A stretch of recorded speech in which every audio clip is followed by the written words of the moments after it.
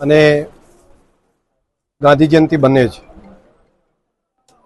આ સરહદી વિસ્તારના પ્રજાજનોની સુખાકારી વધે તે માટે દેશના પ્રધાનમંત્રી મોદી સાહેબના માર્ગદર્શનમાં આપણા માનનીય મુખ્યમંત્રી શ્રી ભૂપેન્દ્રભાઈ પટેલ સાહેબે અને તેમની કેબિનેટે નવા વાવ થરાદ જિલ્લાના નિર્માણનું જાહેરનામું અને તેની શરૂઆત આજે ગાંધી જયંતિના દિવસથી વિજયાદશમીના દિવસથી નક્કી કર્યું. હું દેશના પ્રધાનમંત્રી મોદી સાહેબ અને માનનીય મુખ્યમંત્રી શ્રી બંનેનો હૃદયથી આ વિસ્તારના પ્રજાજનો વતી આભાર માનું છું. આજે આ કાર્યક્રમની અંદર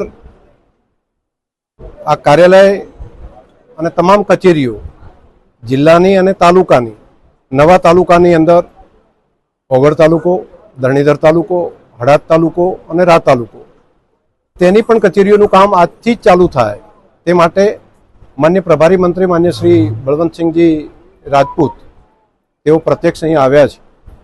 હું આભાર માનીશ માન્ય મંત્રીશ્રી અને માન્ય મુખ્યમંત્રીશ્રીનો કે તેમણે ઇનિશિયેટિવ લઈને તાત્કાલિક કલેક્ટરશ્રી, જિલ્લા વિકાસ અધિકારીશ્રી, જિલ્લા પોલીસ વડા અને તે સાથે તમામ સ્ટાફની પણ એડહોક નિમણૂક આજે કરી છે. આજથી જ આ કચેરીઓની શરૂઆત થવા માટે પુનઃ આ વિસ્તારના પ્રજાજનો વતી, આ સરહદી વિસ્તારના ખમીરવંતા પ્રજાજનો વતી, તેમની અપેક્ષા અને આકાંક્ષાઓ વતી હું રાજ્યના મુખ્યમંત્રીશ્રીનો હૃદયથી ખૂબ ખૂબ આભાર માનું છું.